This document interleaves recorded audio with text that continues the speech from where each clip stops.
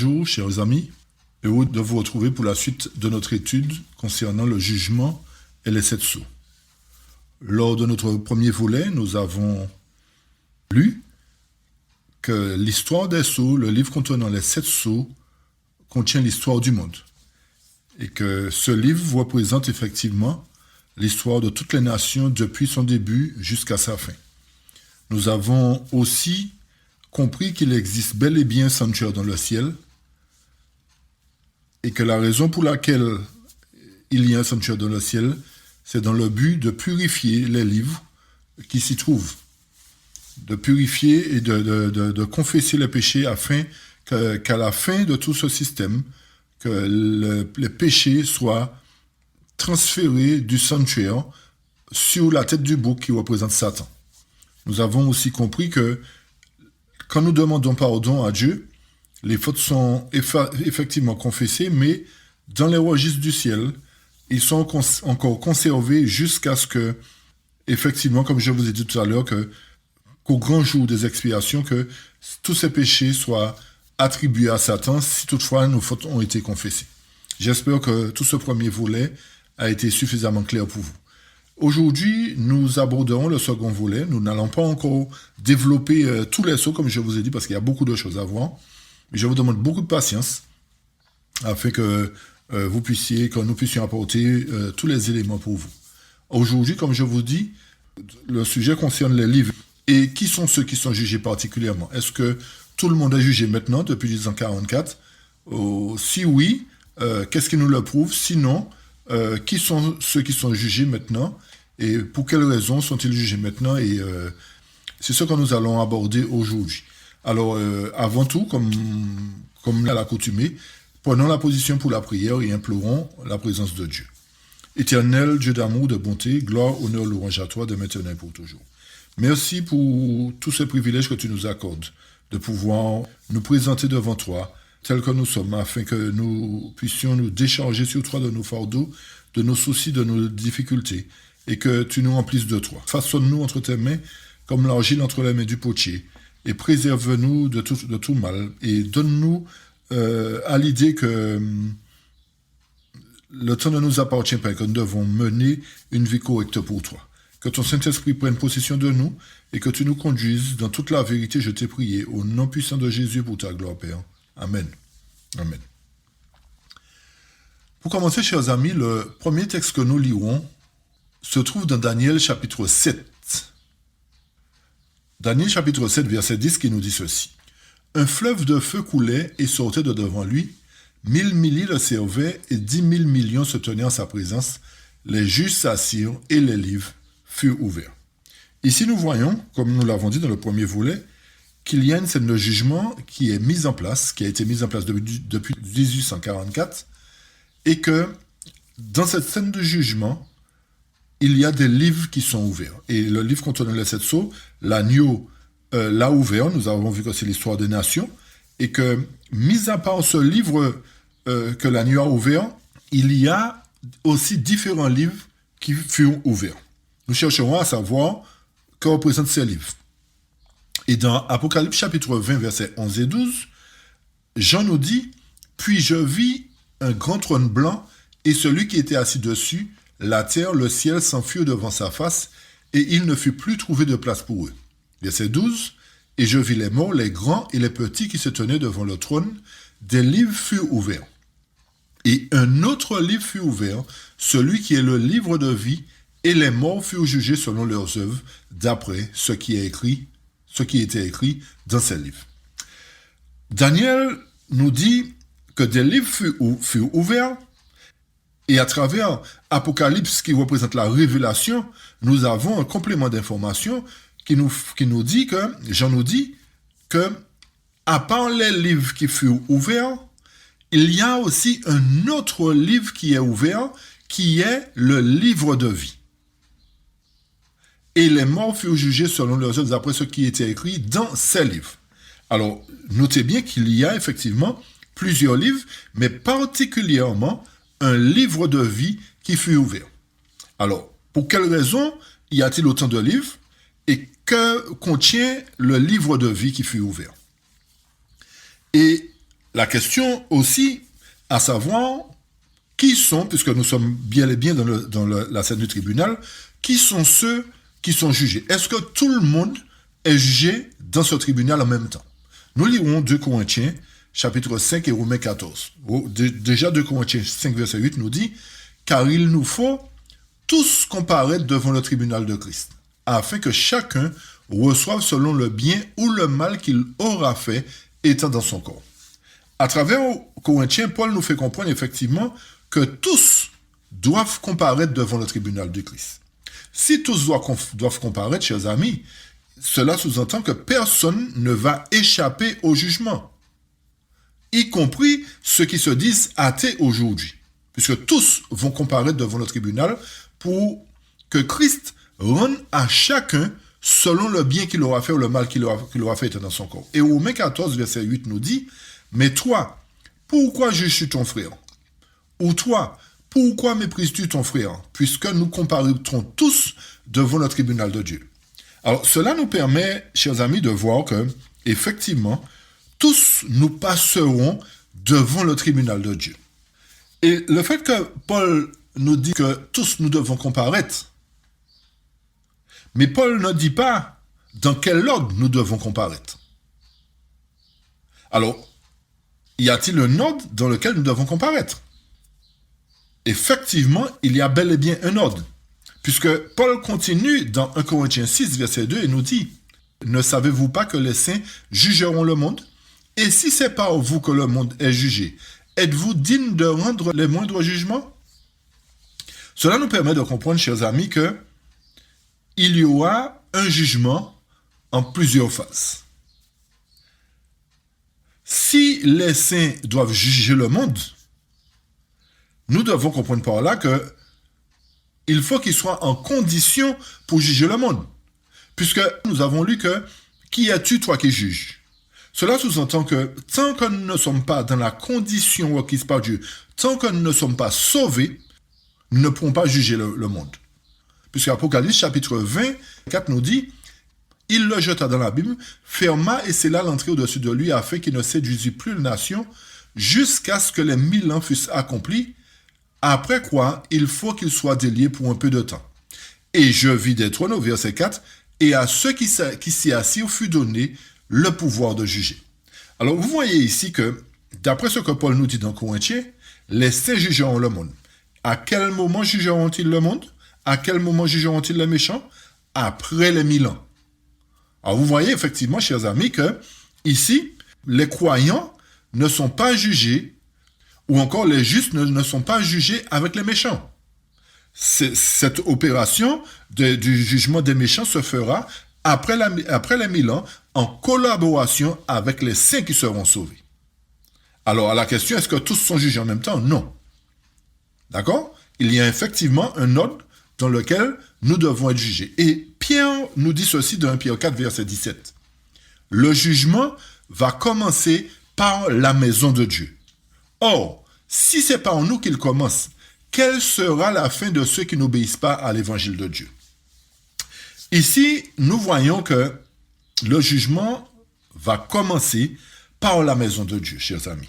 Que représente la maison de Dieu?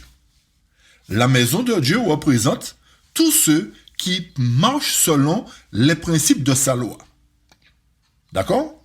Je reprends. La maison de Dieu représente tous ceux qui marchent selon les principes de sa loi. Puisque nous avons vu dans le premier volet qu'il ne peut pas y avoir de jugement sans loi. Et si nous disons que la loi est abolie, il n'y a pas de jugement. Ok? Alors, tous ceux qui vont être jugés seront jugés à partir de la loi. Et que les premiers qui seront jugés seront représentés comme étant ceux qui font partie de la maison de Dieu. Et comme j'ai dit, la maison de Dieu représente ceux qui mettent en pratique la loi. Or, Pierre nous dit, si c'est pas en nous que ce jugement commence, quelle sera la fin de ceux qui n'obéissent pas à l'évangile? Nous savons déjà, nous avons lu précédemment, que ceux qui n'obéissent pas à l'évangile seront jugés à la fin, seront jugés après les 1000 ans pour être détruits définitivement, pour être en compagnie de Satan lors de la destruction finale. À partir de maintenant, nous savons effectivement que le jugement qui a commencé depuis 1844 a commencé par la maison de Dieu, ceux qui ont observé les commandements de Dieu, plus clairement. Et nous lirons à partir de maintenant la tragédie des siècles à la page 522, c'est-à-dire le chapitre 28. Chapitre 28 de la tragédie des siècles à la page 522 et à la page 480 en anglais. Le texte nous dit, dans leur rituel typique, ceux-là seuls qui s'étaient confessés et dont les péchés avaient été transférés dans le sanctuaire par le sang des victimes bénéficiaient des bienfaits du jour des expiations. De même, au grand jour de l'expiation définitive et de l'instruction du jugement, les seuls cas pris en considération sont ceux des croyants. Le jugement des réprouvés est un événement tout à fait distinct qui aura lieu par la suite. Et effectivement, chers amis, quand nous analysons le texte, nous voyons que c'est concret. C'est normal, effectivement, que le jugement commence par la maison de Dieu, parce que quand l'Éternel a créé Adam et Ève, il a demandé aux enfants d'Adam et Ève de présenter une offrande.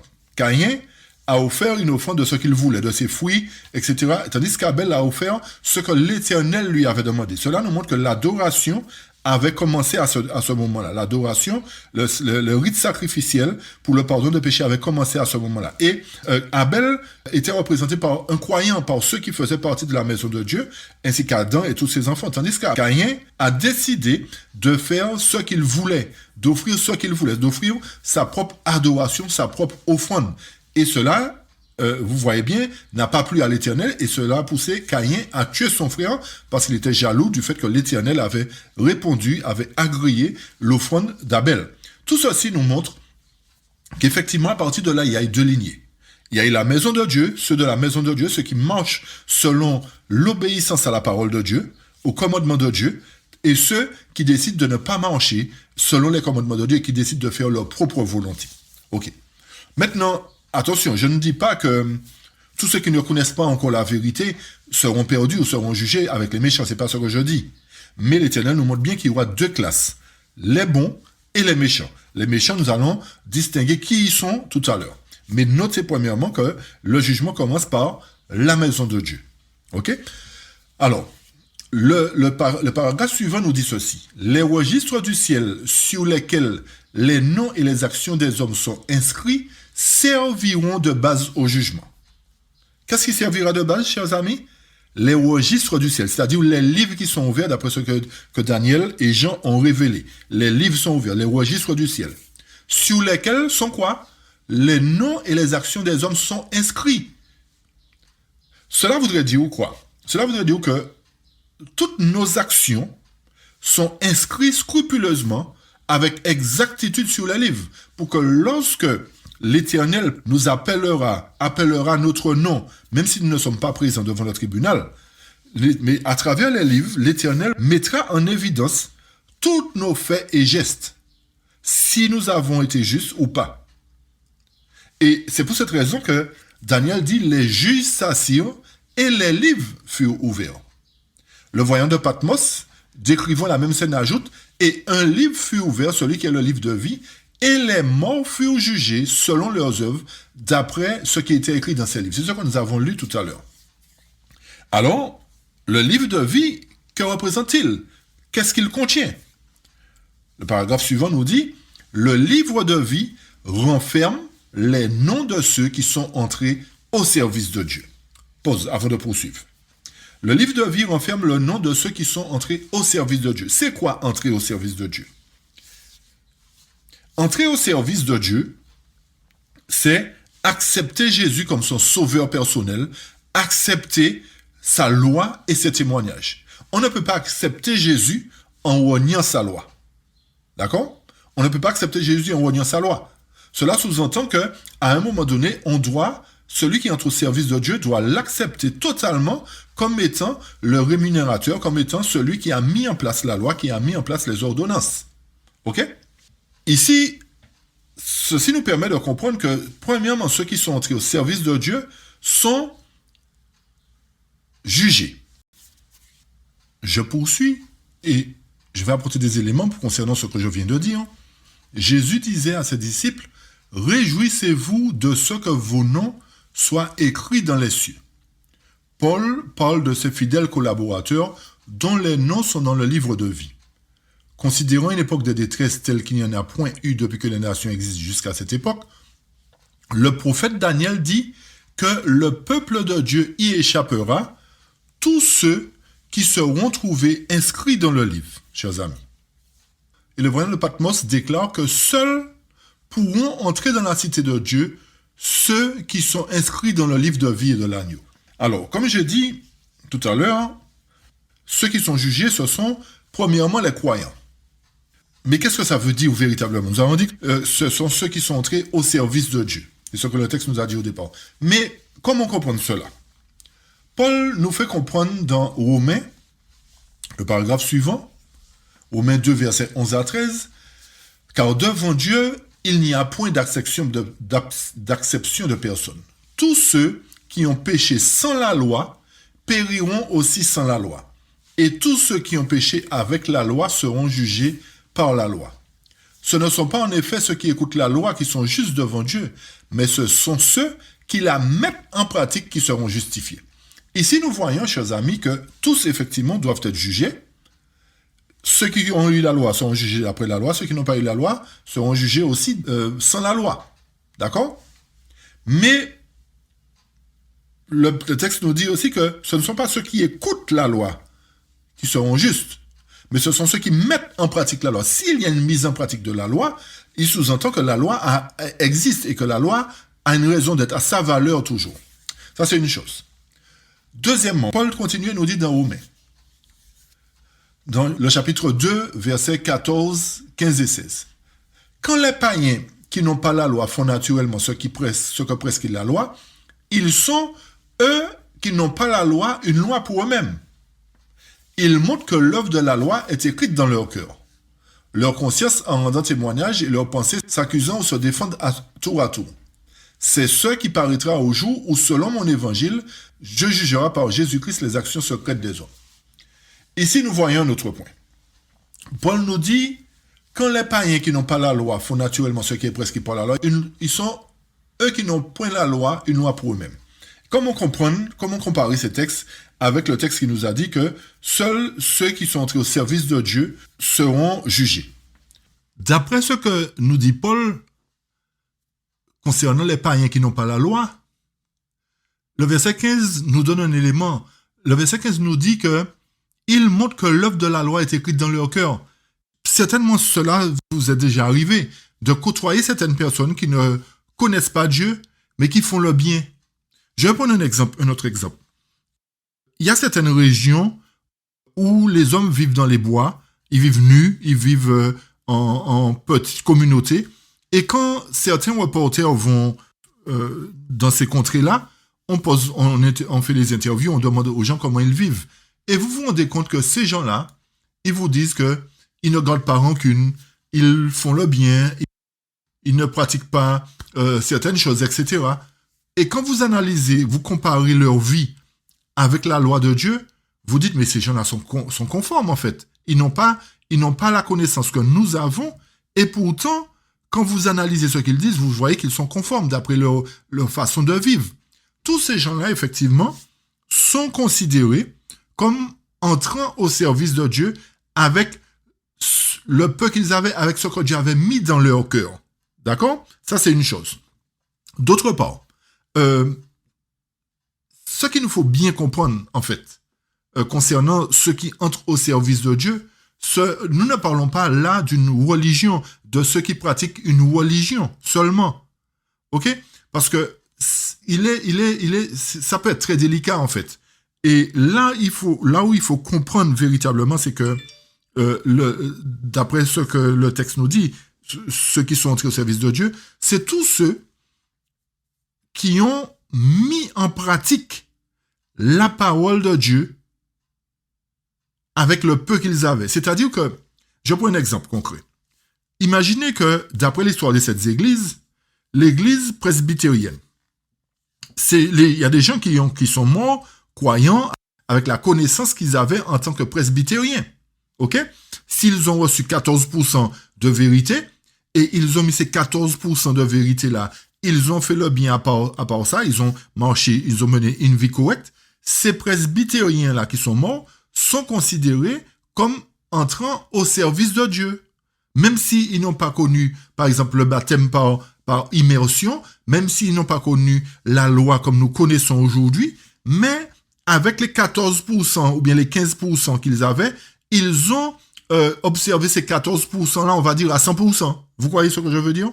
Ils ont mis en pratique ce qu'ils avaient. Et Dieu va tenir compte du peu qu'ils avaient. Et le fait qu'ils ont mis en pratique ce peu-là, ils seront aussi considérés comme étant entrés au service de Dieu. Il ne faut pas que l'on pense que ceux qui sont entrés au service de Dieu, ce sont seulement, par exemple, des adventistes ou bien des évangéliques. Non, ce n'est pas ça. C'est ceux qui ont mis en pratique la vérité qu'ils avaient avec le peu de connaissances qu'ils ont acquis. C'est ce qu'il nous faut comprendre. Il n'est pas fait question ici d'une religion particulière pour dire que bon, cette religion-là sera sauvée, l'autre sera perdue. Non. Tous ceux qui sont entrés au service de Dieu, tous ceux qui ont eu une connaissance, quel que soit le degré de connaissance qu'ils ont eu et qu'ils ont mis en pratique, ils sont considérés comme étant entrés au service de Dieu, même s'ils n'ont pas reçu, comme j'ai dit, le baptême par immersion. Et à un moment donné, concernant effectivement la dernière église a reçu beaucoup, d'après l'histoire de cette église. La dernière église a reçu beaucoup. Il lui sera demandé aussi beaucoup par rapport au fait qu'elle a reçu beaucoup. Et elle sera jugée plus sévèrement que les autres qui n'ont pas reçu beaucoup. Et à partir de ce moment-là, c'est pour cette raison, justement, que l'Éternel va passer en revue ce qu'il appelle la maison de Dieu, d'après 1 Pierre 4, 17.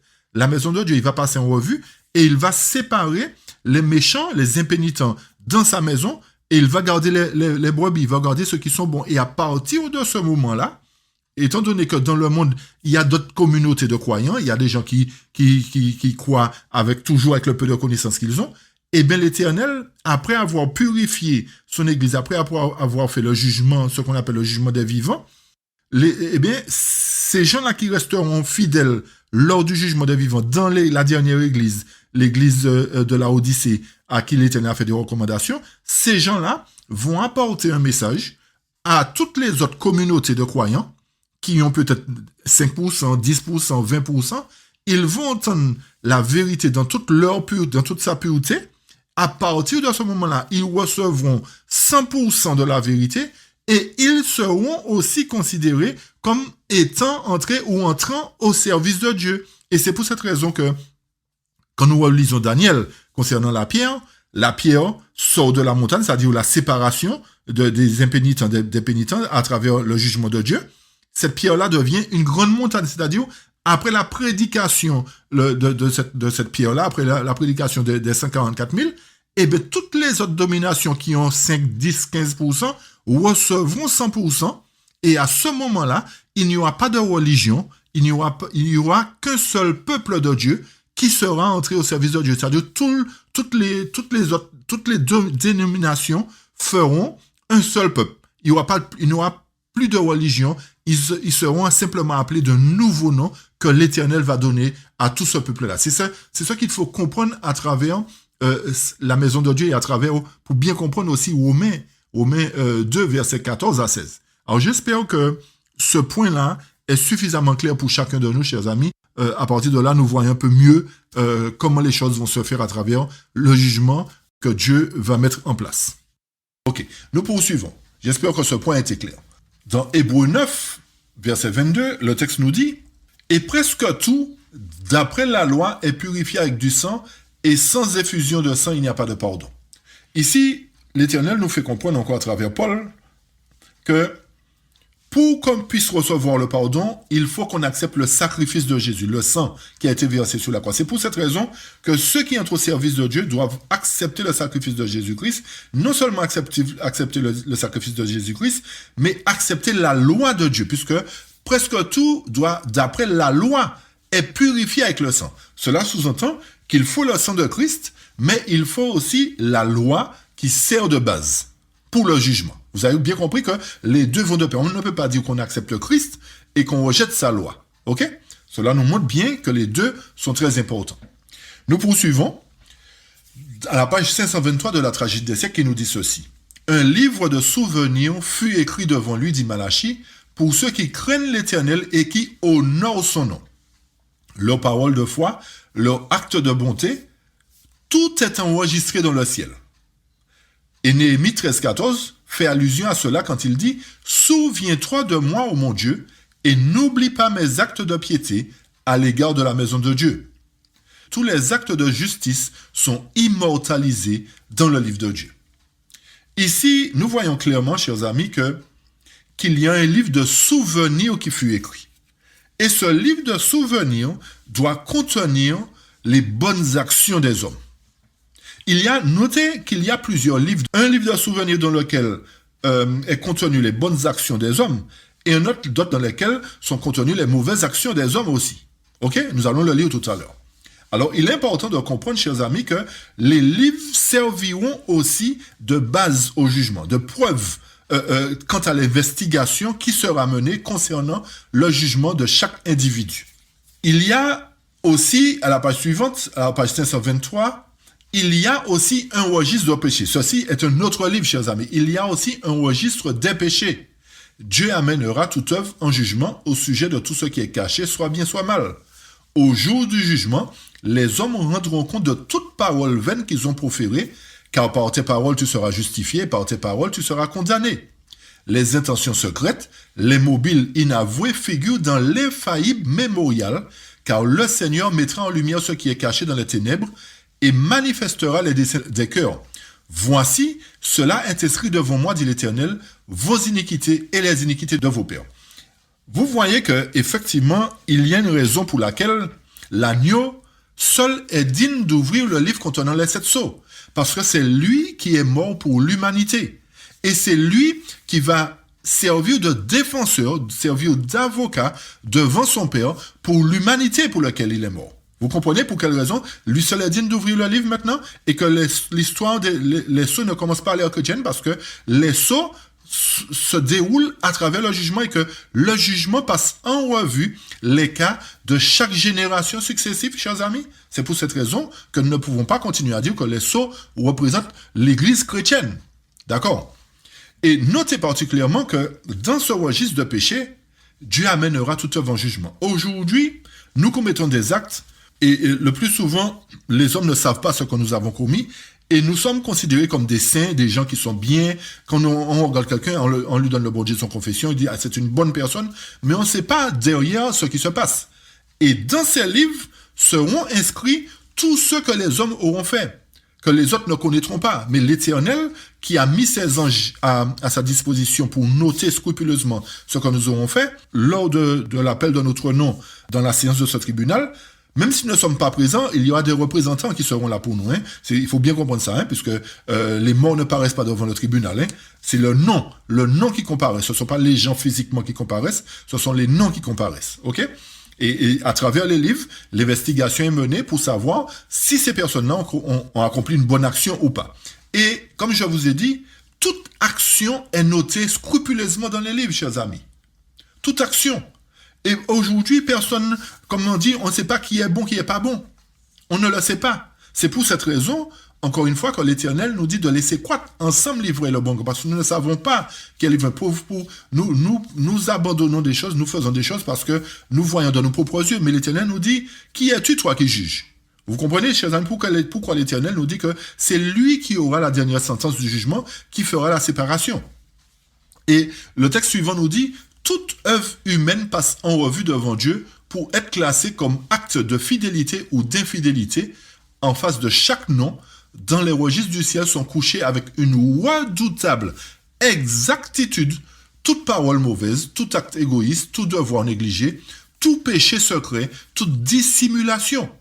Les avertissements du ciel oubliés, les moments perdus, les occasions non utilisées, les influences exercées, bonnes ou mauvaises, avec leurs résultats les plus éloignés, tout est fidèlement inscrit par l'ange enregistreur.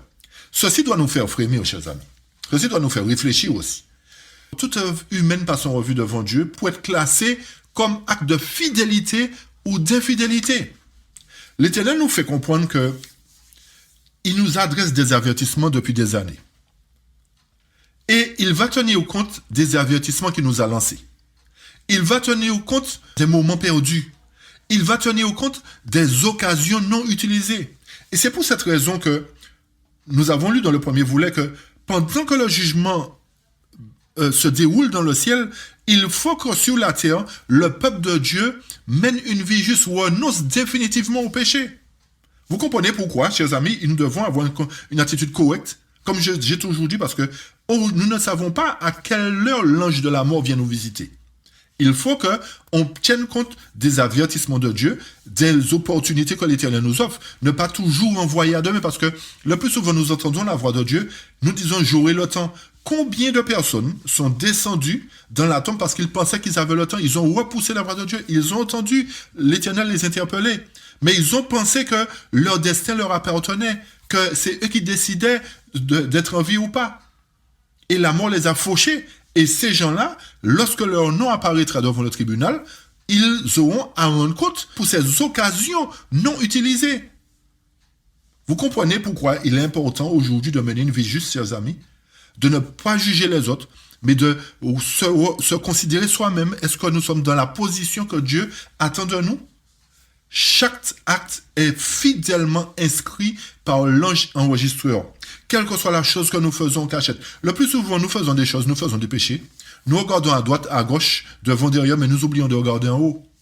Et celui qui nous voit, qui est en haut, nous voit. Mais nous oublions qu'il est là le plus souvent. Nous oublions qu'il est là. Rappelons-nous que Dieu est toujours présent à côté de nous. Il y a des anges qui notent. Matin et soir, il y a des anges qui notent, qui font des rapports à Dieu. N'oubliez pas cela, chers amis, pour ne pas laisser des paroles mauvaises sortir de nos bouches à partir de maintenant. Nous devons avoir un comportement digne, ressembler à Jésus-Christ, refléter le caractère de Jésus-Christ. Et c'est par amour que l'Éternel use de patience envers nous. C'est par amour qu'il nous exhorte, qu'il nous montre que à travers cette scène de jugement, je vous recommande de mener une vie juste parce que sinon, je ne vais pas vous épargner. L'Éternel nous donne encore des exhortations pour que nous ne puissions pas être pris au dépourvu. Le paragraphe suivant nous dit que la loi de Dieu est la norme par laquelle les caractères et les vies seront éprouvés au jour du jugement. Crains Dieu et observe ses commandements, dit le sage, c'est là ce que doit tout homme, car Dieu amènera toute œuvre en jugement au sujet de tout ce qui est caché, soit bien soit mal. Parlez et agissez comme devant être jugé par une loi de liberté, dit à son tour l'apôtre Jacques. Cela voudrait dire quoi? Cela voudrait dire que tout ce que nous faisons, nous devons nous poser la question, est-ce que Jésus aurait fait ça à ma place? Est-ce que Jésus aurait accepté de m'accompagner là où je vais? Est-ce que Jésus aurait toléré que je m'adresse comme ça à mon prochain? Qu'est-ce que Jésus ferait à ma place? C'est ce que Jacques est en train de nous dire là. Parlez et agissez comme devant être jugés par une loi de liberté. Parlez de telle sorte que vous n'ayez point à être jugé par la loi, que la loi ne vous condamne pas. Pour que lorsque vous aurez à rendre compte devant le tribunal, lorsque Satan, l'accusateur, sera là pour dire « Non, c'est un pécheur », l'Éternel dit « Non, il n'a pas péché, parce qu'il a commis des actes justes. Je ne peux pas le considérer comme t'appartenant, Satan. Il m'appartient parce que mon sang a été versé pour lui. » Il a agi comme devant être jugé par une loi de liberté. Il a considéré que la loi était son garant et qu'il devait observer la loi scrupuleusement. Pas dans le but d'être sauvé, mais par amour pour moi, il a observé la loi. Et c'est ce qui fait de lui quelqu'un de sauvé, Satan. C'est ce que l'Éternel va dire à Satan à ce moment-là. Vous comprenez, chers amis? C'est pour cette raison que nous devons vivre une vie juste devant Dieu aujourd'hui. Ceux que les juges déclarent, dit dans la page 524, auront part à la résurrection des justes. Ceux que les juges déclareront dignes. Cela nous montre qu'à l'issue de notre passage devant le tribunal, nous serons déclarés soit justes ou injustes. Et ceux qui seront déclarés justes, dignes, auront part à la résurrection des justes. Vous voyez bien que ceux qui doivent ressusciter, quand Jésus va revenir, ou à la résurrection spéciale pour les autres, pour ceux qui ont compris la résurrection spéciale, tous ces gens-là seront déclarés dignes avant. Cela sous-entend que la moisson doit se faire avant le retour de Jésus. La séparation, encore une fois, doit se faire avant le retour de Jésus. Et le texte continue et nous dit « Les justes morts ne devant ressusciter qu'après avoir été jugés dignes de la résurrection pour la vie. Il s'ensuit qu'ils ne comparaîtront pas personnellement devant le tribunal qui statuera leur cas. Jésus sera leur avocat et plaidera leur cause devant Dieu. Vous voyez comme pourquoi Jésus est en tant qu'avocat, chers amis, il est avocat dans le sanctuaire pour que lorsque nos noms sont appelés, il puisse nous défendre. Jésus n'est pas un avocat béni oui qui accepte, comme j'ai dit la dernière fois, tout et n'importe quoi. Jésus est en tant qu'avocat dans le sanctuaire lorsque nos noms sont appelés pour nous défendre parce que nous ne comparaîtrons pas personnellement devant le tribunal. C'est pour cette raison qu'il nous faut un avocat pour nous représenter. Et l'avocat nous défend lorsque nous sommes appelés devant la barre du tribunal. Tant que nous ne sommes pas appelés devant la barre du tribunal, l'avocat n'utilise pas ses fonctions d'avocat, chers amis. Il est juge, il prend en compte de nos doléances, de nos pardons, etc. Mais lorsque nous venons devant le tribunal, nous n'en sommes appelés, c'est à ce moment-là que l'avocat entre en fonction pour plaider notre cause devant Dieu parce que nous ne sommes pas présents personnellement. J'aimerais qu'on s'arrête quelques instants sur la fonction d'avocat. Parce que je pense que beaucoup d'entre nous n'avons pas réellement compris à quel moment l'avocat intervient. C'est vrai que nous avons été enseignés comme quoi nous avons un avocat au bout du père. C'est ce qui est écrit. Oui, c'est ce qui est écrit. D'accord? Mais nous avons mal interprété cette fonction d'avocat-là parce que nous nous amusons à dire, mais mais j'ai un avocat auprès du père. C'est-à-dire, je peux pécher et comme j'ai un avocat auprès du père, l'avocat va me défendre. Imaginez qu'on vous appelle à la barre du tribunal civil et votre cas est en train de passer, on vous juge, vous avez un avocat pour vous défendre et on vous déclare libre à la fin de la séance. Vous n'êtes pas encore sorti du tribunal que vous commettez un acte. À ce moment-là, vous redevenez coupable. L'avocat a tellement bien joué pour vous que on vous a libéré une seconde fois alors que vous êtes coupable. Hein? Écoutez bien ce que je dis. Hein? Vous êtes coupable, mais l'avocat vous a tellement bien défendu, on arrive à vous libérer une deuxième fois. Vous ressortez du tribunal, vous grillez un feu rouge. Le policier qui est là vous voit, vous interpelle et vous donne un PV. On vous ramène devant le tribunal, on vous juge une troisième fois. Est-ce que, chers amis, vous pensez que c'est ce qui est en train de se faire là pendant que le jugement se déroule dans le ciel? Est-ce que vous pensez que c'est comme ça que ça se passe et que l'avocat, à chaque fois, il va faire tout son possible pour vous défendre alors que vous êtes coupable?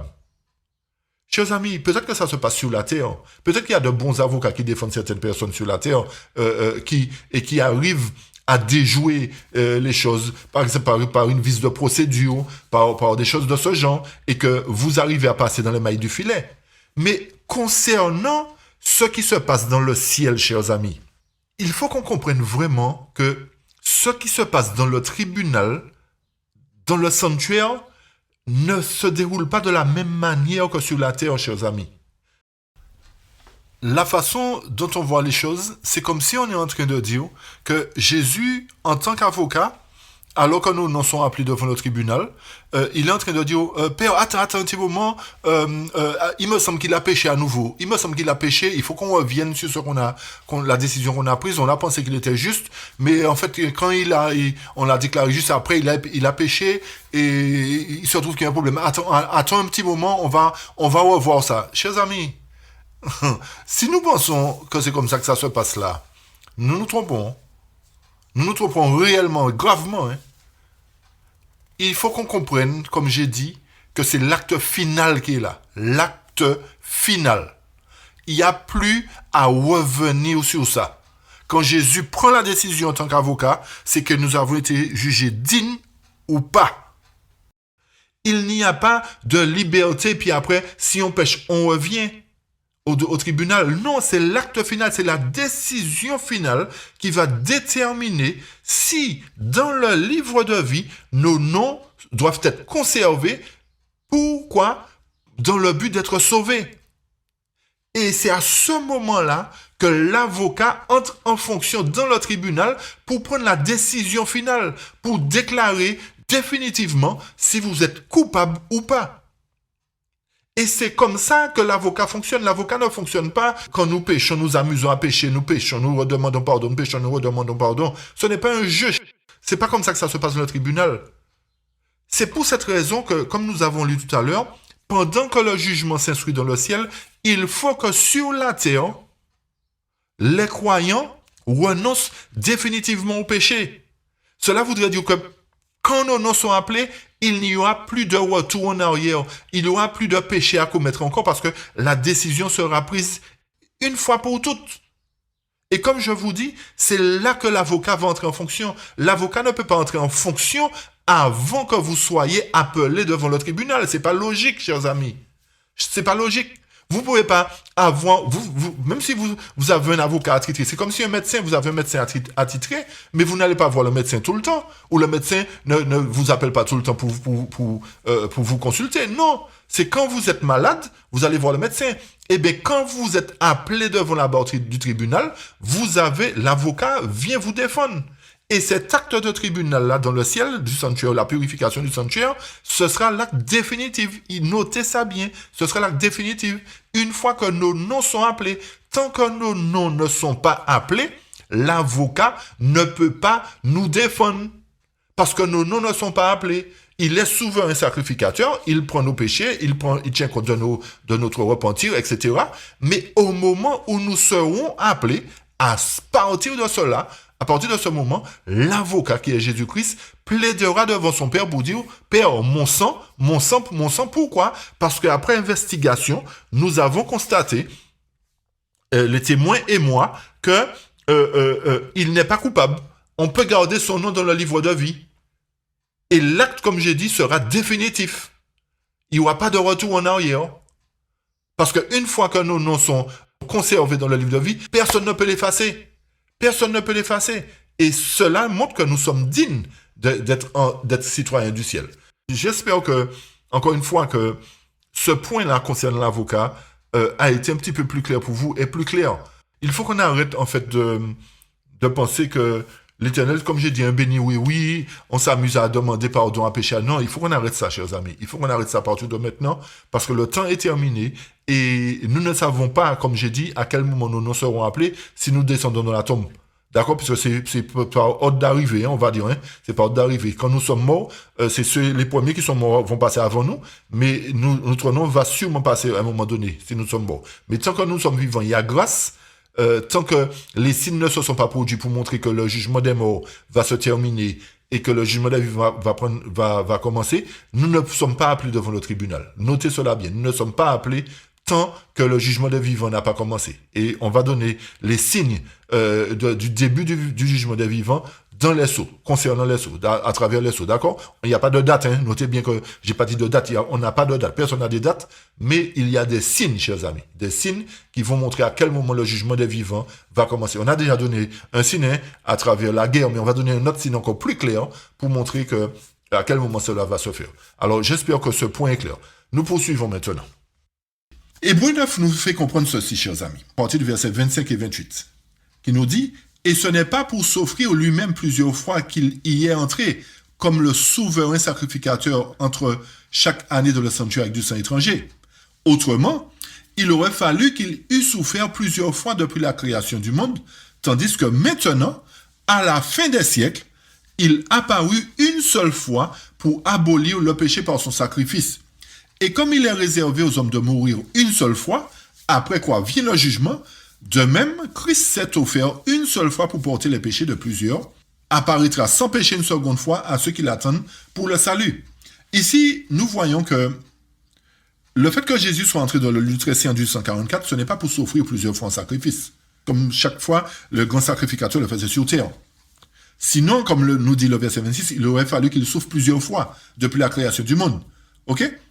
Mais le texte nous fait bien comprendre qu'il a apparu, cette fois-ci dans le sanctuaire, c'est une fois pour toutes qu'il apparaît là. Il va faire le jugement une fois pour toutes. Mais il va faire le jugement premièrement de qui? Le verset 27 nous répond, et comme il est réservé aux hommes de mourir une seule fois, après quoi vient le jugement. Cela nous montre, chers amis, que ceux qui sont jugés ne sont pas les vivants pour le moment. Ce sont les morts qui sont jugés. Premièrement, les morts, les vivants ne peuvent pas être jugés tant qu'il y a encore jugement des morts et tant qu'il y a grâce, chers amis. Il arrivera à un moment donné, effectivement, où les vivants seront jugés.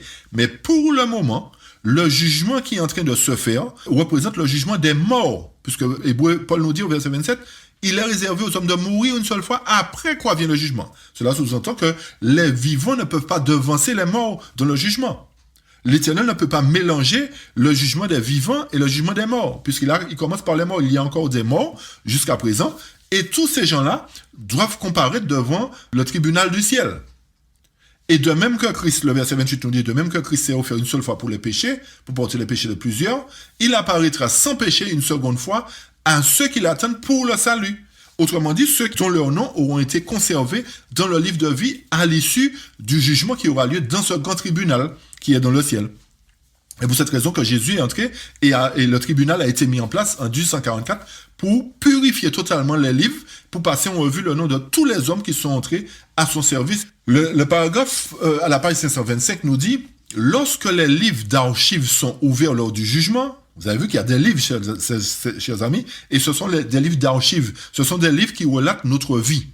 La vie de tous ceux qui ont cru en Jésus est examinée devant Dieu dans l'ordre où ils sont inscrits.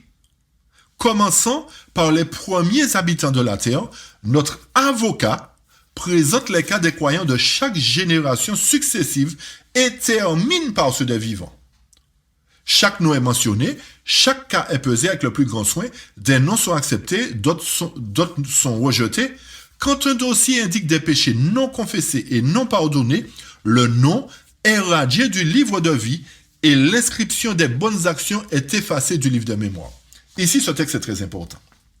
Nous avons vu qu'il y a des livres d'archives et que lorsque ces livres sont ouverts, chers amis, le jugement commence par ceux qui ont cru en Jésus, commençant par les premiers habitants de la terre. C'est sûr que le texte nous dit la vie de tous ceux qui ont cru en Jésus est examinée devant Dieu. C'est-à-dire, Abel a cru en Jésus, il a offert l'agneau.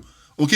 Adam, tous ces gens-là, ils sont entrés au service de Dieu. Ils sont examinés dans l'ordre où ils sont inscrits. Et c'est pour cette raison, encore une fois de plus, que nous devons associer l'ouverture des sceaux à l'exécution du jugement. Nous ne pouvons pas séparer l'ouverture des sceaux du jugement.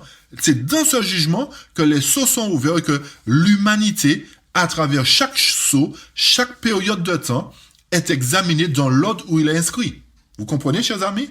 Et à partir de ce moment-là, l'avocat qui est Jésus-Christ, dans le tribunal, présente les cas des croyants de chaque génération successive et termine par ceux des vivants. Et à travers les sceaux, nous verrons à quel niveau nous en sommes, à quel sceau nous en sommes aujourd'hui, et est-ce que nous sommes au 6e, au 7e, au 4e, au 3e, etc. Nous verrons à travers les sceaux. Et on remarque bien que chaque nom est mentionné, chaque cas est pesé avec le plus grand soin. Et c'est à partir de ce moment-là que la séparation, que la purification se fait dans le livre. C'est-à-dire ceux qui ont un dossier qui indique des péchés non confessés, non pardonnés, leurs noms à ce moment-là sont effacés dans les livres. Et c'est ça en quoi correspond la purification. C'est simplement dans le livre de vie. La purification doit se faire dans le livre de vie, pas dans le livre de souvenirs, pas dans le livre d'archives, mais dans le livre de vie. Parce que c'est le livre de vie qui doit déterminer si nous serons aptes à entrer au ciel ou pas. Vous comprenez? Les livres d'archives vont servir de base, de preuve.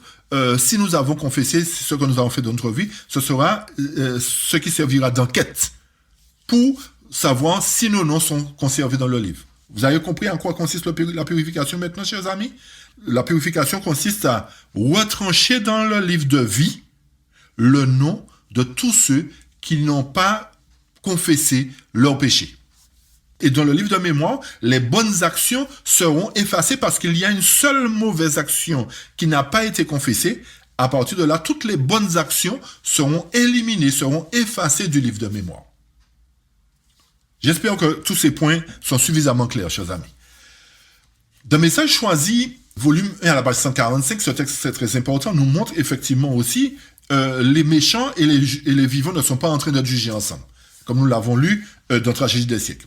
Le texte nous dit, en 1844, notre grand souverain sacrificateur est entré dans le lieu très saint du sanctuaire céleste pour y commencer l'instruction du jugement.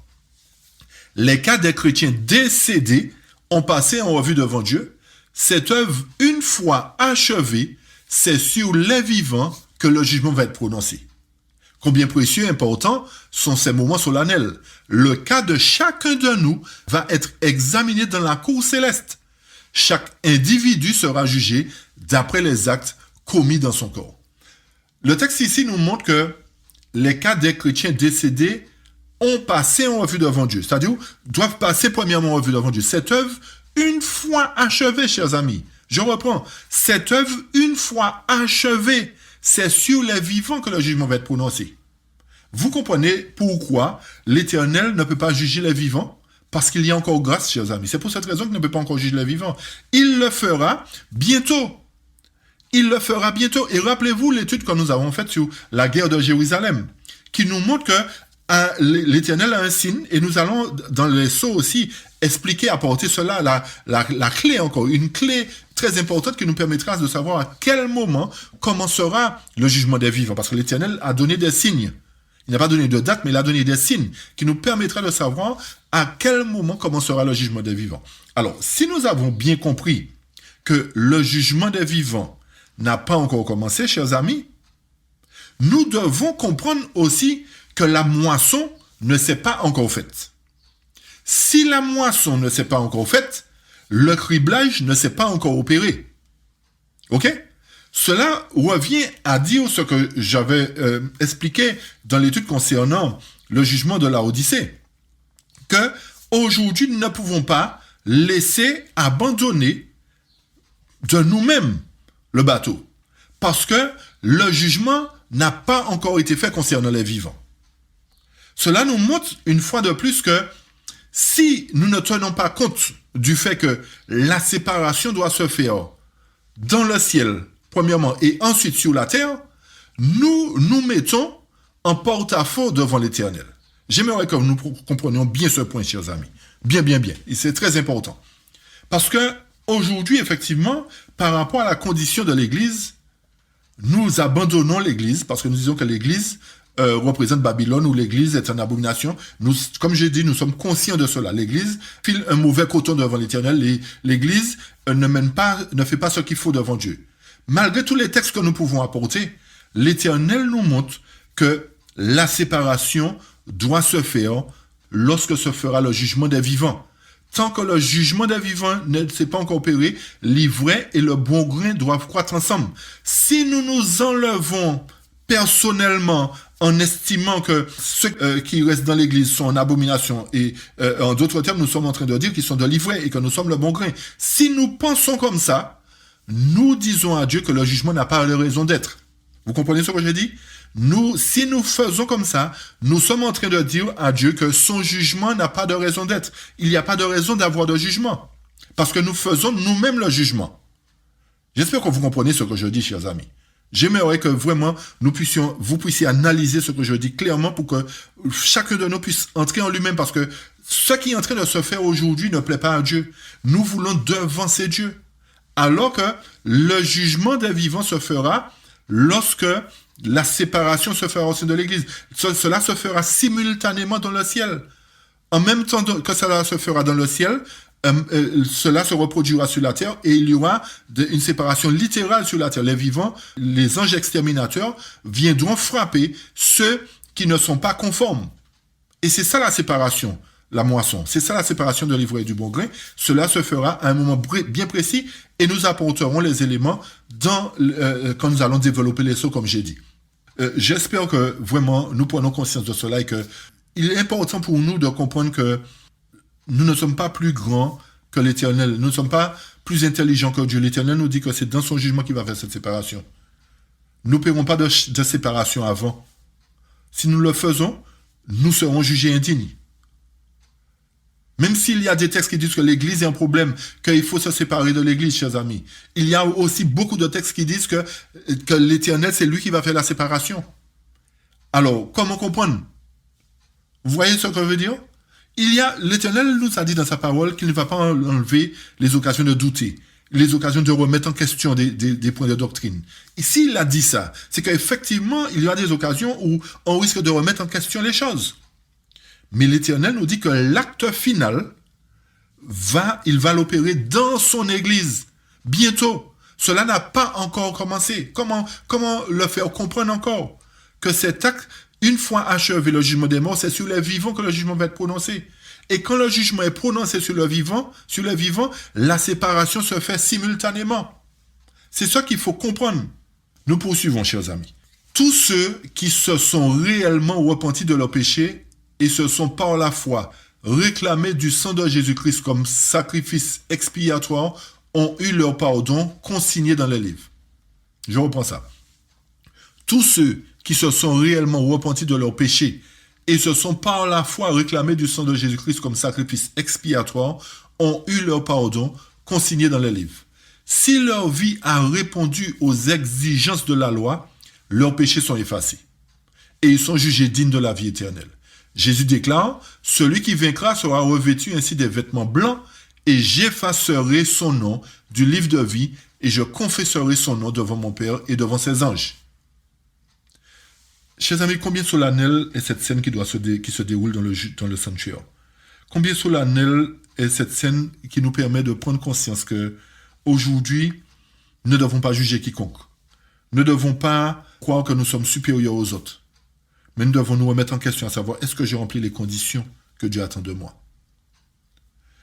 Et le texte suivant nous dit, l'émotion intense avec laquelle les hommes attendent les décisions d'un tribunal terrestre ne peut donner qu'une faible idée de l'intérêt avec lequel est suivi dans les cours célestes l'appel des noms écrits dans le livre de vie, sous le regard scrutateur du juge de toute la terre.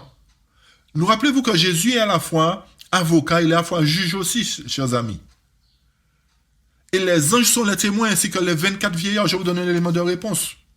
On y entend, le texte nous dit, le divin intercesseur demander que tous ceux qui ont vaincu par la foi en son sang reçoivent le pardon de leurs transgressions, que la demeure édénique leur soit rendue et qu'ils soient couronnés en qualité de co-héritiers de l'ancienne domination. Cela nous permet, encore une fois de plus, de comprendre que quand la parole inspirée nous dit que nous sommes héritiers de Dieu, co-héritiers de Christ, un sacerdoce royal. Nous serons effectivement un sacerdoce royal lorsque nous confesserons nos fautes et lorsque nos noms comparaîtront devant le tribunal du Christ. À ce moment-là, si nos péchés ont été confessés, nous serons effectivement des sacrificateurs pour Dieu. Et ces sacrificateurs-là, comme Pierre nous a dit que le jugement commence par la maison de Dieu, l'Éternel n'a qu'une seule maison, cela sous-entend qu'il y a d'autres qui seront appelés à faire partie de la maison de Dieu. À partir de ce moment-là, les héritiers de Dieu, les premiers fruits, seront des sacrificateurs pour Dieu. Ils amèneront en offrande les prières de repentance de tous ceux qui entreront par la suite au service de Dieu, c'est-à-dire le second fruit. Pour poursuivre, le texte nous dit, pendant que Jésus plaide pour les objets de sa grâce, Satan les accuse devant Dieu comme transgresseurs. Le grand séducteur s'est efforcé de leur inoculer le doute et la défiance à l'égard de Dieu, de les séparer de son amour et de les pousser à transgresser sa loi. Mais maintenant, il souligne dans le dossier de leur vie leurs défauts, leur dissemblance avec Jésus, ses imperfections qui ont déshonoré leur Rédempteur. En un mot, tous les péchés dans lesquels il les a entraînés et en raison de ces faits, il les réclame comme ce sujet. Jésus n'excuse pas leurs péchés, mais en vertu de leur repentir et de leur foi, il demande leur pardon. Il lève devant le Père et ses saints anges ses mains percées et il dit « Je les connais par leur nom, je les ai gravés sur les paumes de mes mains. » C'est pour cette raison, chers amis, que nous voyons que l'avocat va entrer en fonction. Parce qu'il va dire « Mais non, je les connais, j'ai passé le livre de leur vie en revue, j'ai fait une enquête concernant leur vie. » Et même si Satan est là, le bouc émissaire est là, prêt à être condamné, même s'il accuse, comme il a accusé Josué, d'un vêtement souillé, l'Éternel a dit non, c'est moi qui vais lui donner un vêtement, je lui donne un vêtement propre. Alors arrête avec ça, Satan, tu seras condamné parce que tu penses que tous ceux qui ont péché seront à toi, mais n'oublie pas qu'il y a de ceux qui ont confessé leurs fautes et que ceux-là, leur péché sera mis sur toi. Et c'est ça, Satan est là pour accuser. Et c'est pour cette raison que lorsque nous avons commis une faute, chers amis, il importe de demander pardon. Et Satan, il met à notre esprit un doute, il émet un doute, il nous dit, mais est-ce que Jésus t'a pardonné? Et quand Satan vient nous mettre ça dans notre tête, disons à Satan que nous avons confessé, nous n'avons rien à voir avec lui, que son cas est déjà jugé et que c'est lui qui sera coupable, parce que nous avons confessé. Ne laissons pas Satan mettre le doute dans nos têtes si nous avons confessé nos péchés. Mais si nous n'avons pas confessé, rappelez-vous que Satan met le doute. C'est parce que nous avons confessé. Si nous n'avons pas confessé, il ne va pas nous remémorer que nous n'avons pas confessé parce que ça va dans sa faveur, chers amis. Comprenez bien la stratégie de Satan. Satan ne va pas nous remémorer le fait que nous n'avons pas confessé. Il va pas nous remémorer ça. Puisque s'il nous remémore les fautes, ce sera en son désavantage. Alors forcément, il va nous faire croire que nous n'avons pas confessé nos fautes lorsqu'elles sont confessées. Et c'est là qu'il faut comprendre véritablement la stratégie de Satan. Satan n'est pas contre lui-même. Il va pas vous dire, mais tu as oublié de confesser un péché. Non, au contraire, il va vous faire oublier ça. Et c'est parce que l'Éternel est bon que dans son amour, nous devons dire à Seigneur, remémore-moi les fautes que j'ignore, afin que Satan, devant le tribunal, ne puisse pas m'accuser. Cela ne veut pas dire que Satan sera devant le tribunal, chers amis. Mais vous comprenez que c'est un symbole pour nous montrer, c'est une image pour nous montrer que Satan serait l'accusateur des frères. Et le texte poursuit et nous dit, l'instruction du jugement et l'effacement des péchés auront lieu avant le retour de Jésus. Et c'est ça qui est important. Beaucoup de personnes ont proclamé que c'est lorsque Jésus reviendra qu'il va séparer les brebis d'avec les boucs. Chers amis, si nous avons bien compris cette œuvre qui se passe dans le ciel, nous allons véritablement comprendre que la séparation doit se faire avant que Jésus ne revienne. Les boucs seront déjà identifiés ainsi que les brebis. Et le texte nous répète ceci, nous dit ceci, l'instruction du jugement et l'effacement des péchés auront lieu avant le retour de Jésus, puisque les morts doivent être jugés d'après ce qui est écrit dans le livre. Leurs péchés ne peuvent pas être effacés avant que leur cas ait été examiné. Vous comprenez bien? Il faut que le cas de tout le monde soit examiné pour que Jésus puisse revenir. L'apôtre Pierre déclare que les péchés des croyants seront effacés avant que des temps de rafraîchissement viennent de la part du Seigneur et qu'il envoie celui qui vous a destiné Jésus-Christ. Pourquoi Pierre parle de temps de rafraîchissement? Cela sous-entend qu'il nous faut un rafraîchissement avant que Jésus ne revienne. Pour quelle raison? Parce qu'il y a quelque chose à accomplir encore. D'accord? Et il faut que le jugement des vivants se fasse. Et ensuite, une fois que le jugement des vivants se fera, nous allons recevoir un rafraîchissement. Les morts ne recevront pas de rafraîchissement. D'accord? Ils sont morts. C'est lors de la résurrection qu'ils revêtiront l'immortalité. Ok? Mais ceux qui seront jugés dignes à travers le jugement des vivants, ils recevront un rafraîchissement du Saint-Esprit, quelque chose, une puissance du Saint-Esprit, pour accomplir la dernière mission et pour être prêts aussi à la venue de Jésus. Et le texte poursuit nous dit, l'instruction du jugement terminée, le Seigneur viendra et sa récompense sera avec lui pour rendre à chacun selon ses œuvres. Vous avez compris? L'instruction du jugement terminée, le Seigneur viendra. Cela nous montre encore une fois de plus que lorsque le Seigneur viendra, il ne viendra pas séparer. Il viendra simplement chercher ceux qui auront été dignes d'être trouvés dans le livre de vie. Vous voyez pourquoi le jugement ne peut pas se faire au retour de Jésus? Ça doit se faire bien longtemps avant, chers amis. Parce que l'Éternel viendra chercher ceux qui ont été jugés dignes d'être conservés dans le livre de vie. Le paragraphe suivant nous dit que les péchés dont on ne s'est pas repenti et qu'on n'a pas abandonné ne seront pas pardonnés, ni effacés du livre des souvenirs, mais ils serviront de témoignage contre le pécheur au jour de Dieu.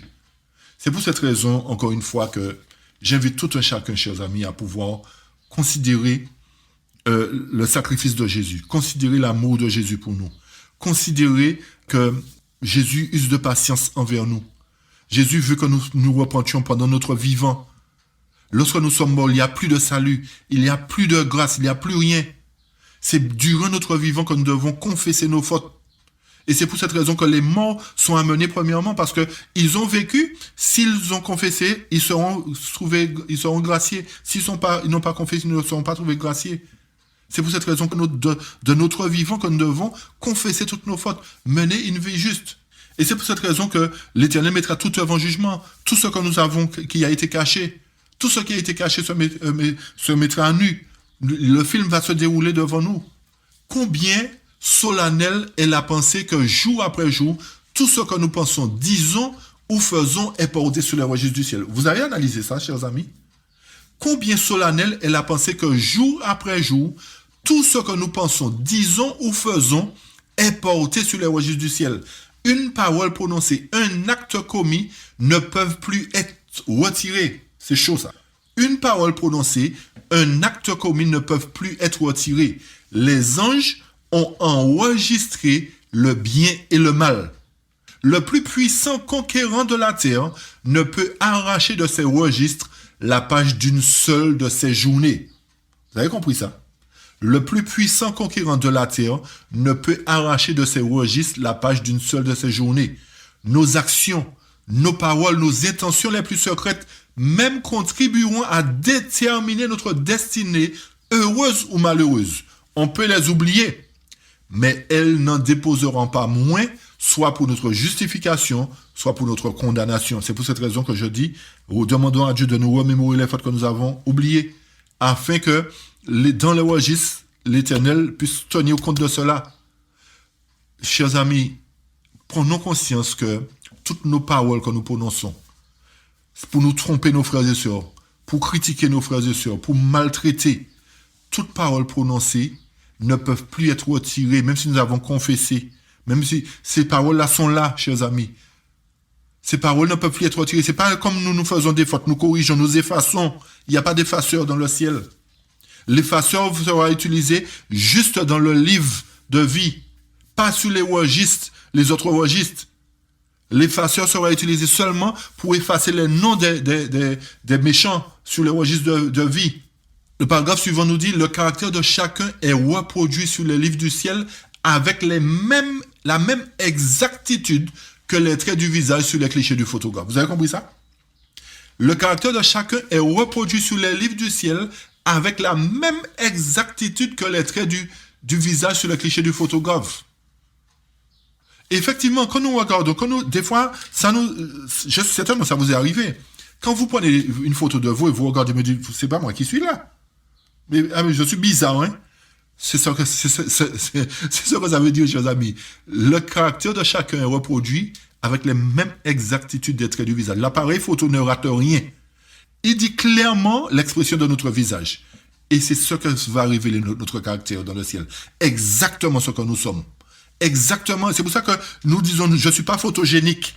Parce que nous voyons que quand nous regardons dans un miroir, le miroir ne reproduit pas tout forcément. Et l'appareil photo nous montre vraiment que... Mais il y a une différence, c'est quoi ça? Eh bien, c'est ça. Le caractère sera pleinement mis en évidence, chers amis. D'accord? C'est ce que nous devons comprendre. Tout ce que nous faisons aujourd'hui, tout ce que nous aurons fait sera clairement, avec exactitude établi, selon le cliché du photographe. Toutes bonnes actions que nous aurons menées, nous aurons à rendre compte de toute parole. C'est pour cette raison que dans Matthieu, l'Éternel nous dit que venez vous qui êtes bien-aimés de mon Père, parce que j'étais nu, vous avez pris soin de moi, j'étais malheureux, vous avez fait ce qu'il faut. Où est-ce que nous avons fait ça? L'Éternel dira, oui, je vous connais parce que j'ai pris vos photos, je connaissais votre caractère. Et au jour du jugement, tout acte commis sera mis en évidence, chers amis. Au jour du jugement, l'usage que nous aurons fait de toutes nos facultés sera examiné avec le plus grand soin. Quel emploi faisons-nous du capital que le ciel nous a prêté, chers amis? Quel usage, quel emploi faisons-nous? Le Seigneur le retrouvera-t-il avec des intérêts, ou ferons-nous comme l'ouvrier malhonnête qui a caché les biens que l'Éternel nous a donnés? Est-ce que nous allons nous mettre au service de Dieu pour travailler dans sa vigne, ou allons-nous critiquer sa vigne pour dire non, la vigne du Seigneur n'est pas correcte, il y a beaucoup de mauvais raisins là, il faut qu'on laisse la vigne tomber? Non, nous devons entretenir la vigne jusqu'à ce que l'Éternel revienne. Nous devons entretenir la vigne, chers amis. Et l'Éternel, c'est lui qui va récolter le bon vin. Qu'avons-nous fait pour le Seigneur, chers amis? Dans la personne des pauvres, des affligés, des orphelins. Est-ce que nous avons été égoïstes au point de dire non, c'est mon argent, je travaille, c'est mon argent, ce sont mes affaires, je n'ai pas aidé les autres? Est-ce que nous avons fait comme Jésus-Christ? Est-ce que nous avons suivi l'exemple de Jésus-Christ, chers amis? Ou est-ce que nous avons été dans notre état de pharisaïsme ou comme ceux qui ont laissé le malheureux sur le bord du chemin? Sommes-nous des bons samaritains? Sommes-nous à l'exemple de Jésus-Christ? Toutes ces choses seront mises à plat devant le tribunal du ciel, chers amis. Toutes ces choses, nos mauvaises actions, mauvaises pensées, si nous nous corrélons avec nos femmes, dans nos familles, dans nos foyers, nous invectivons nos enfants nous invectivent. Toutes ces choses seront mises à plat. Avons-nous pris conscience que nous devons, à partir de maintenant, rétablir toutes choses, rétablir la sérénité dans nos foyers, rétablir notre dialogue envers nos semblables, rétablir notre façon de parler envers nos compatriotes? Avons-nous compris que tous nos faits et gestes seront mis à nu devant le tribunal du ciel? C'est pour cette raison que Matthieu 25, versets 40 et 41 nous dit ceci. Et le roi leur répondra, je vous le dis en vérité, toutes les fois que vous avez fait ces choses à l'un de ces plus petits de mes frères, c'est à moi que vous les avez faites. Ensuite, il dira à ceux qui seront à sa gauche, retirez-vous de moi, maudits. Allez dans le feu éternel qui a été préparé pour le diable et pour ses anges. Chers amis, la question, nous devons la poser à nous-mêmes. Sommes-nous de ceux à qui l'Éternel dira que nous sommes maudits et que nous serons à sa gauche? Ou prenons-nous conscience que l'Éternel, dans son amour, nous fait grâce encore afin de compenser nos fautes? Avons-nous pris conscience que dans nos foyers, nous devons mener une autre vie? Nous ne devons plus critiquer nos semblables, nos épouses, ou nos épouses ne doivent plus nous critiquer, vice-versa. Avons-nous analysé que chaque chose que nous faisons sont scrupuleusement inscrits par l'ange enregistreur?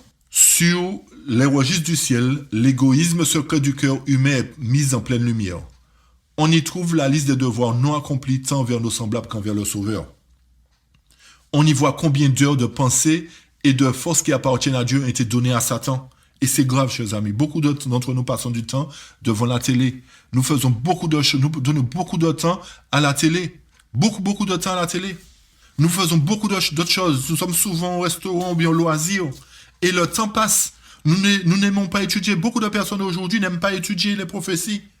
Et comme j'ai toujours dit, les prophéties sont un bulletin météo pour nous avertir des dangers. À travers les prophéties, nous devons contempler la vie de Christ. Parce que c'est dans les prophéties que nous contemplons l'amour du Christ pour nous. Les prophéties n'excluent pas la vie du Christ. Les prophéties incluent la vie du Christ. Et nous devons comprendre que c'est par amour que l'Éternel nous a donné les prophéties afin de contempler Christ, contempler sa patience envers nous, contempler son amour envers nous. Et le texte nous dit, sur les registres du ciel, l'égoïsme secret du cœur humain est mis en pleine lumière. On y trouve la liste des devoirs non accomplis, tant envers nos semblables qu'envers le Sauveur. C'est une lamentable documentation que les anges accumulent. Des êtres intelligents, de soi-disant disciples du Christ, se laissent absorber par l'acquisition de biens terrestres ou par le plaisir. L'argent, le temps, les forces vont au luxe ou à la concupiscence. Tandis que de rares moments sont consacrés à la prière, à l'étude des Écritures, à l'humiliation, à la confession de péché. C'est seulement quand nous sommes en difficulté que nous pensons à réclamer des prières. Priez pour moi parce que je suis en problème. Priez pour moi parce que j'ai besoin que l'Éternel me délivre. Et lorsque l'Éternel nous a délivrés, nous faisons comme si l'Éternel n'avait rien fait pour nous. Nous oublions l'Éternel. Vous pensez que l'Éternel ne note pas ça? Vous pensez que vous pouvez faire implorer l'Éternel, comme j'ai dit, aller dans un guichet, vous prenez ce que vous voulez, puis vous vous en fichez de l'Éternel? Chers amis, on ne se moque pas de Dieu. On ne se moque pas de Dieu.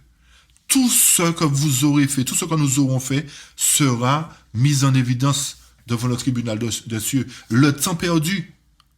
Et comme j'ai dit, chers amis, prenons conscience que nous ne devons pas utiliser Dieu quand bon nous semble. Quand nous avons de gros problèmes, nous implorons la présence de Dieu. Puis quand les choses vont bien, nous sommes dans nos affaires, nous oublions Dieu. Non. C'est en tout temps que nous devons implorer la présence de notre Dieu. Chacun a une âme à sauver ou à perdre. Le cas de chacun est inscrit à la barre du divin tribunal. Le cas de chacun est inscrit à la barre du divin tribunal. Chacun sera appelé à comparaître face à face devant le juge éternel. Nous ne comparaîtrons pas en groupe, effectivement. Nous ne comparaîtrons pas en église. Mais chacun devra comparaître. Bien que l'Éternel a formé une église, a mis une église sur terre, mais chacun devra rendre compte pour lui-même. Il est important donc au plus haut point de penser souvent à cette scène du jugement, où les livres sont ouverts, et où, comme Daniel, chacun sera debout pour son héritage à la fin des jours. Et cela me rappelle, dans mon jeune âge, des fois, j'avais des copains, ils avaient toujours des conseils à donner. Allons faire ceci, allons faire cela. Et quand vous vous engagez à le faire, ils restaient loin derrière, et c'est vous qui supportez les conséquences. Les conseilleurs ne sont pas ceux qui vont payer, chers amis. Tout cela pour nous dire que chacun de nous doit rendre compte pour lui-même. Le mari doit rendre compte pour lui-même. La femme doit rendre compte pour elle-même. Les enfants d'âge mûr auront à rendre compte pour eux-mêmes. Chacun aura à rendre compte pour lui-même. Je ne pourrais pas dire c'est à cause d'elle que je suis perdu, comme Adam a dit, c'est à cause de ma femme. Non. Adam pouvait dire non, j'ai pas besoin, je mange pas le fruit, l'Éternel va m'accorder notre femme. Chacun de nous aura à rendre compte pour lui-même. Nous ne serons pas sauvés en groupe. Même si l'Éternel a mis une église sur terre, qui est le dépositaire de sa loi, mais chacun de nous devra comparaître personnellement Analysons ces phrases, chers amis. Et nous amorçons notre descente pour terminer, parce que j'ai été un petit peu plus long encore aujourd'hui. Le texte nous dit, nous vivons à l'époque du grand jour des expiations. Dans le culte mosaïque, pendant que le souverain sacrificateur faisait l'expiation pour Israël, chacun devait se repentir de ses péchés et s'humilier devant le Seigneur sous peine d'être retranché de son peuple. Avez-vous compris cette phrase, chers amis? Dans le culte mosaïque, pendant que le souverain sacrificateur faisait l'expiation pour Israël, qu'est-ce qui devait se faire? Chacun devait se repentir de ce péché.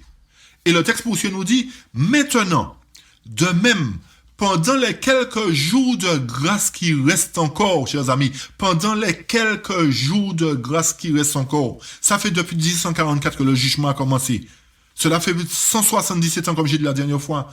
Pensez-vous que l'Éternel va user autant de patience, va nous accorder encore beaucoup d'années? Le temps est presque fini, chers amis, et les signes des temps nous le montrent.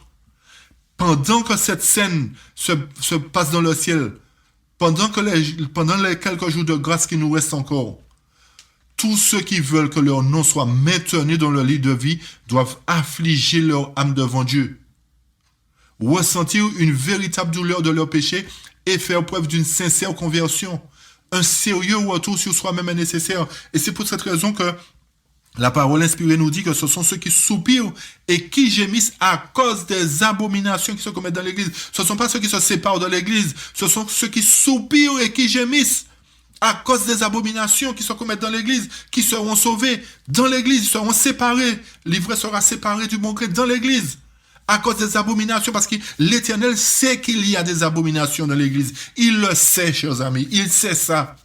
Il ne nous a pas demandé de nous séparer personnellement. Il nous a demandé de soupirer, de gémir, jusqu'à ce que lui, il fasse la séparation. Et nous devons prendre conscience que, de même que les choses se passent dans le ciel, dans le sanctuaire, nous devons changer de mode de vie. Nous devons affliger nos âmes devant Dieu. Soupirer et gémir, chers amis. Prenons conscience de ça. Analysons cela.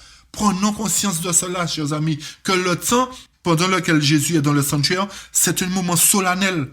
C'est un moment crucial où nous devons faire une rétrospection sur nous-mêmes. Nous devons analyser notre vie. Et le texte suivant nous dit, un sérieux retour sur soi-même est nécessaire. Il faut chez un bon nombre de ceux qui se disent disciples du Christ que la légèreté et la frivolité disparaissent. Nous sommes trop superficiels. Il faut qu'on change cette méthode. Au prix d'une guerre sérieuse, on parviendra à vaincre cette tendance mauvaise et à remporter la victoire. Au prix d'une guerre comment? Sérieuse, chers amis, sérieuse, une guerre sérieuse. C'est à partir de cette guerre sérieuse qu'on parviendra à vaincre cette tendance. Et ce sont les violents qui s'empareront du royaume, la parole nous dit. Nous devons nous faire violence, nous devons opérer une guerre sérieuse avec l'ennemi. L'Éternel a déjà remporté la victoire. C'est à nous maintenant à laisser notre caractère se modeler par le sacrifice de Jésus. Et le texte poursuit et nous dit, car cette œuvre de préparation est une affaire individuelle, encore une fois de plus. Nous ne sommes pas sauvés par groupe. La pureté et la consécration de l'un ne sauraient compenser le défaut de ses qualités chez un autre. Quoique toutes les nations doivent passer en jugement, Dieu examinera le cas de chaque individu avec autant de soin que si celui-ci était seul sur la terre. Le dernier texte que nous allons lire est le suivant. Solennelles sont les scènes qui marquent l'achèvement de l'expiation. Cette œuvre comporte des intérêts d'une valeur infinie. Chers amis, le tribunal suprême siège maintenant depuis plusieurs années. Bientôt, nul ne sait quand les dossiers des vivants y seront examinés. Vous avez compris encore une fois de plus que le dossier des vivants n'est pas encore examiné. Bientôt, nul ne sait quand le dossier des vivants est examiné. Cela voudrait dire qu'il y a un moment où le dossier des vivants y seront examinés. Mais le fait que nous ne savons pas, nous devons mener une vie juste, chers amis. Cette œuvre est solennelle. Bientôt, notre vie passera sous le redoutable regard de Dieu. Il convient donc plus que jamais de prendre garde à cette exhortation du Sauveur. Prenez garde, veillez et priez car vous ne savez pas quand ce temps viendra. Lorsque l'instruction du jugement sera terminée, la destinée de chacun sera décidée, soit pour la vie, soit pour la mort. le temps de grâce prendra fin un peu avant l'apparition de notre Sauveur sur les nuées du ciel. Chers frères et sœurs, chers amis, j'espère que cette étude ne vous a pas fatigué, mais que cette étude vous a permis de prendre conscience que nous devons reconsidérer nos voies. Nous devons mettre de l'eau dans notre vin, comme on a coutume de le dire. Nous devons demander à Dieu, insister auprès du trône de la grâce, afin que l'Éternel nous remémore toutes les fautes que nous avons commises, pour confesser devant lui. Nous devons comprendre que nous devons changer notre langage, changer notre comportement, changer notre attitude, parce que l'œuvre qui se passe dans le ciel est une œuvre solennelle. Et lorsque le jugement tombera sur les vivants, il n'y aura point de retour, il n'y aura point de grâce, tout sera terminé. Et puisque le jugement doit se terminer par les vivants, chers amis, ne savons pas quand cela se fera, nous avons des signes, nous avons des signes prophétiques qui le disent, mais les choses risquent de nous surprendre. Comme a dit un général de l'armée américaine, il y arrivera un jour où nous allons nous coucher le soir, et le lendemain matin, nous nous réveillerons, et il y aura une grande guerre. C'est un général de l'armée qui a dit ça. Cela nous montre encore que ils savent qu'il y a quelque chose qui va se produire. Comme nous avons fait l'étude sur la guerre sera là pour nous montrer que le scellement est terminé, que le jugement des vivants va commencer. Mais lorsque nous entendrons que la guerre commencera, il sera trop tard pour se convertir, chers amis. C'est ce que je vais vous dire. Il sera trop tard pour se convertir. C'est pour cette raison que nous devons nous convertir maintenant, ressembler à Jésus, que notre caractère reflète le caractère de Jésus maintenant, pas demain, mais maintenant. Ne renvoyons pas à demain ce que nous pouvons faire aujourd'hui. Puisse l'Éternel vraiment nous bénir, chers amis. Et merci de votre patience envers moi, parce que c'est vrai que des fois je suis long. Mais je prie Dieu qu'il puisse vraiment nous faire grâce et nous toucher, nous bénir, afin que nous puissions comprendre que tous nous comparaîtrons et que tous nous aurons à rendre compte pour nous-mêmes. Que l'Éternel nous vienne en aide et qu'il nous accorde sa paix et sa grâce, dès maintenant et pour toujours. Amen. Amen. Si je parlais le plus parfait langage, si même un ange me prêtait le sien, que me vaudrait ce futile avantage si je n'ai pas l'amour, je ne suis rien.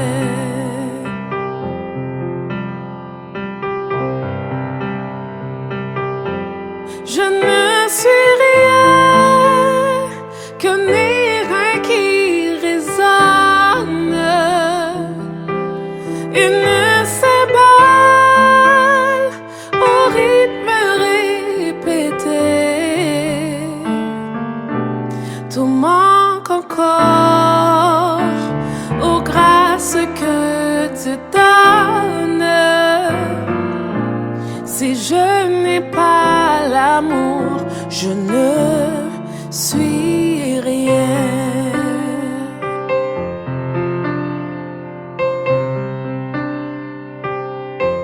L'amour de Dieu se montre si patient et bienveillant à l'égard du prochain. N'est pas jaloux et non plus ne se vante, ne s'enfle pas d'orgueil et sans dédain. Je ne suis rien que ni rien qui résonne, une cébale au rythme répété. Tout manque encore aux grâces que tu donnes. Si je n'ai pas l'amour, je ne suis rien. Je ne suis rien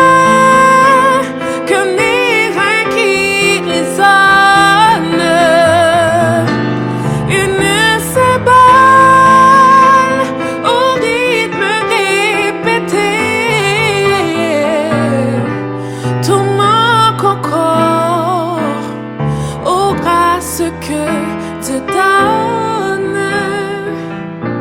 Si je n'ai pas l'amour, je ne suis rien. Si je n'ai pas l'amour, je ne suis rien. Si je n'ai pas l'amour, je ne suis rien.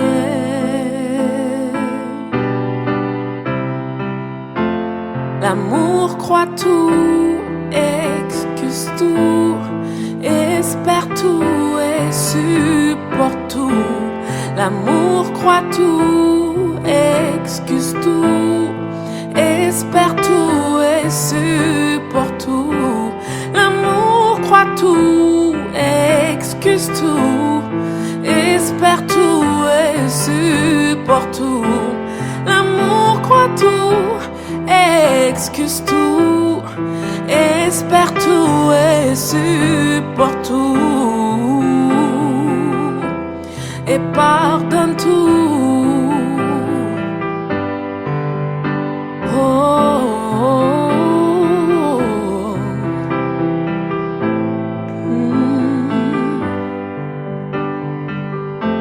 Que de douceur et de paix l'amour apporte. Que de douceur et de paix l'amour apporte. Que de douceur et de paix l'amour apporte.